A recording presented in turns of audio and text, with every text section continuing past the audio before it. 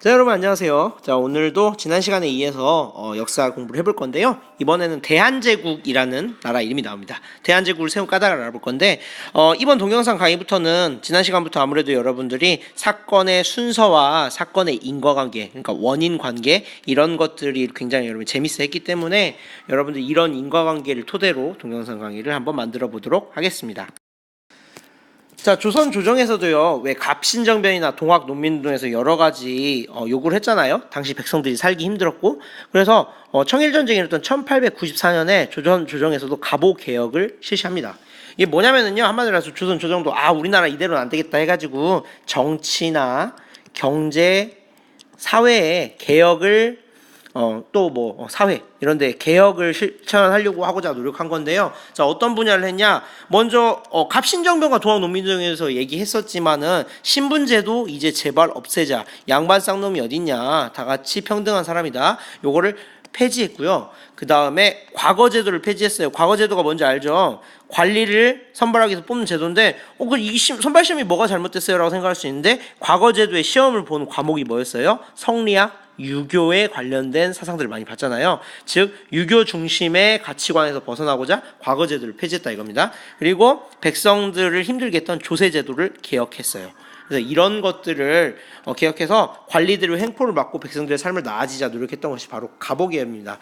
조선 조정이 지난 시간에 공부했던 거에 따르면 굉장히 무능했는데 아무것도 안 하려고 했던 건 아니라는 걸 알 수 있겠죠. 그런데요. 자, 청일전쟁이 끝나고 이제 일본이 조선에 대해서 노골적으로 간섭하기 시작합니다. 그러던 차에 조선 이를 극복하고자 어떤 노력을 했냐? 자, 일본을 조선 스스로 막을 힘이 없는 거예요. 그래서 청나라에게 도움을 요청하려고 하다가 결국은 청나라가 청일전쟁에서 져서 물러나 버리니까 이제 다른 나라한테 또 도움을 요청하려고 생각을 했던 거예요. 그러다 보니까 생각했던 나라가 어디냐? 러시아였습니다. 왜냐하면 여러분 지도를 보면은 당시에는 남북이 분단된 상태도 아니었고 중국, 일본 그리고 또 우리나라 가까운 나라가 어디였을까요? 러시아였어요. 당시 러시아는 비행기 타거나 배를 타지 않고도 갈 수 있는 나라였잖아요. 용로로 갈 수 있는 나라였죠. 그래서 러시아와 친해지기 위해서 노력을 합니다. 자, 그럼 이걸 일본이 보고 가만히 있었을까요? 그렇지 않습니다. 일본이 바로 끔찍한 짓을 저지르는데요. 자, 러시아와 친하게 지내려고 했던 대표적인 인물이 바로 누구냐면 명성왕후였어요. 왕후가 뭐냐면은요, 왕의 아내를 왕후라고 합니다. 자, 당시 명성왕후, 물론 명성왕후뿐만이 아니라 고종, 임금도 러시아와 친하게 지내려고 했는데 이 모습을 보고 겁을 주고 그 다음에 러시아에 친해진 걸 막기 위해서 어떻게 했냐? 경복궁에 무단 침입해서 명성왕후를 시했습니다. 누가? 일본이요. 자, 이 사건을 1895년에 일어난 이 사건을 을미사변이라고 합니다. 자, 생각을 해보면요, 얼마나 조선에 힘이 없었으면 일본이 불법적으로 조선의 수도에 와서 왕후를 죽이는데 시해하는데 막을 힘이 없었고 당했겠습니까? 그래서 굉장히 우리 역사에서 치욕스럽고 비극적인 순간이라고 할 수 있겠어요. 자, 명성황후가 시해를 당하는 게 을미사변이 1895년이거든요. 그러니까 갑오개혁 1년 뒤에 명성황후가 시해를 당하고 그 사건을 을미사변이라고 해요. 그런데 웃긴 게 명성황후의 남편이 누구겠어요? 고종 임금이겠죠. 고종 임금은요 1896년에 어떻게 됐냐? 명성황후가 죽고 나니까 일본이 자기도 해할까봐 도망을 갑니다. 어디로 도망가냐? 방금 러시아하고 친하게 지내는 것 때문에 일본이 꼴보기 싫어가지고 명성황후를 시했다 그랬잖아요. 그래서 러시아에게 도망가는데 러시아로 간 게 아니라 조선에 있는 러시아 공사관으로 도망갑니다. 공사관 지금으로 따지면 대사관이라고 생각하는데 우리나라 서울에 가면 뭐 일본 대사관도 있고 중국 대사관도 있고 러시아 공사관도 있을 거 아니에요. 이 대사관은 그 나라 땅으로 인정을 해줍니다. 즉 한국에 있지만 여기를 침범하는 건 러시아를 침범하는 것 같다고 해서 일본이 여기는 함부로 못했어요. 그래서 여기로 누가 도망가냐? 고종 임금이 도망갑니다. 왜? 명성황후가 시해당했거든요. 자기 아내가 시해당한 걸 보고 무서워가지고 보호해달라고 러시아 공사관으로 도망가는데 이 사건을 아관파천이라고 합니다. 자, 조선 땅 그것도 한성 서울에서요 일본이 무서워가지고 조선의 땅에서 일본이 무서워 왕이 도망가는 거예요. 심지어 왕비는 일본에 의해서 시해를 당했고 그리고 왕은 무서워서 러시아 공사관으로 도망갑니다.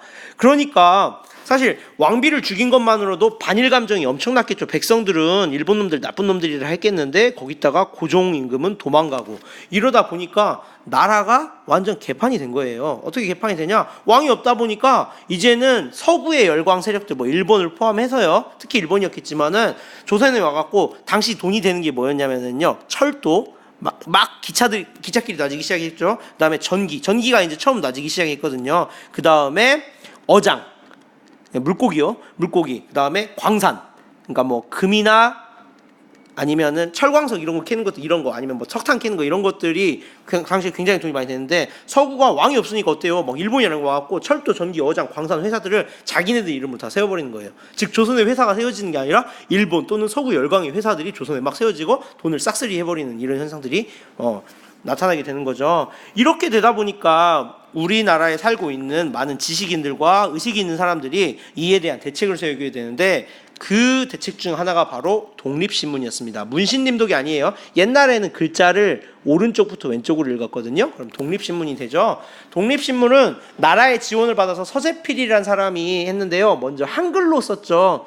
일반 백성들을 쉽게 읽을 수 있도록 한글로 썼고 또 이렇게 썼기 때문에 백성들은 이를 통해서 한글을 공부하기도 했다고 합니다. 그래서 여기에서 관리들의 잘못을 비판하기도 하고요. 지금 나라에 무슨 일이 일어나고 있는지 알리기 시작했어요. 이게 바로 어떻게 보면 최초의 언론이라고 할 수 있겠네요. 우리 오늘날은 라디오, TV 방송 이런 거 보잖아요. 그리고 워낙 나라 꼴이 말이 아니다 보니까 우리도 얼마 전 겪었죠. 나라 꼴이 말이 아니다 보니까 우리는 촛불 시위를 했죠. 이때도 촛불 시위 비슷한 걸 했어요. 바로 그게 뭐냐? 만민공동회예요. 만민공동회입니다. 그래서 만민공동회가 뭐냐면은 나라가 워낙에 어렵고 지금 상황이 안 좋다 보니까 이렇게 광장에 모여서 서로 나라에 대해서 걱정하고 이야기하고 하는 모임을 가졌던 거예요. 그래서 누구나 참여할 수 있었어요. 일단 만민공동회는 뭐 양반 백성 할 필요 없이 다 살렸었고요. 러시아도 지금 우리나라 엄청 간섭했겠죠. 러시아라고 우리 편이었겠습니까? 그리고 서구 열강 일본의 이권 침탈을 막 비판했어요. 왜 니들이 철도, 전기, 어장을 다 먹냐, 이러다 우리나라 거덜나겠다, 이런 이야기를 했던 모임이 바로 만민공동회입니다. 다시 한번 반복하면 우리가 최근에 겪었던 촛불 혁명, 촛불 집회와 비슷한 성격을 가졌다고 할 수 있겠죠. 자, 그래서 아간파천이 일어나는데 어쨌든 간에 이렇게 국내에서 고종 임금 무서워하지 말고 돌아와라 막 이런 여론이 있다 보니까 고종 임금이 다시 덕수궁으로 돌아옵니다. 자, 여기가 덕수궁인데요. 왜 경복궁으로 안 오고 덕수궁으로 왔는지는 나중에 깊이 역사를 공부하면 알게 될 거예요. 러시아 공사관에서 고종이 이렇게 덕수궁으로 돌아오게 됩니다. 그래서 아까 전에 독립신문도 세워졌고요. 만민공동회 이랬고요. 그 다음에 독립협회라는 단체도 세워지고요. 어쨌든 간에 우리나라가 이제 열강의 그 침탈로부터 좀 벗어나야 된다라는 움직임이 강해지기 시작하니까 무슨 일이 일어났냐? 고종이 돌아와서 대한제국이라고 해서 우리나라도 이제 근대 자주 독립국가임을 선포합니다. 이게 1897년이에요. 아까 아관파천이 1896년이었으니까 1년 뒤에 고종이 돌아와서 대한제국을 수립을 말한 거죠. 자, 보면은 뭐 근대식 국가라고 했으니까요. 원래 고종 임금 초상화 보면 이렇게 옛날 임금들은요, 우리 한복 입고 있었죠. 그런데 대한제국 선포한 뒤 고종 임금의 모습을 보면 이렇게 당시에는 현대식 옷을 입고 있는 것을 볼 수 있습니다. 뭐 그래서 어떻게 했겠습니까? 대한제국을 선포하고요. 이제 국가가 새로운 국가 모습을 갖추기 위해서 뭐 산업 기술 발전시키려고 노력하고요. 전기 교통 시설을 확충하고요. 뭐 공장, 회사, 학교 같은 걸 설립하게 된 거죠. 그래서 여기까지가 여러분들이 다음 시간에 공부할 내용입니다. 예, 다음 시간에 볼게요.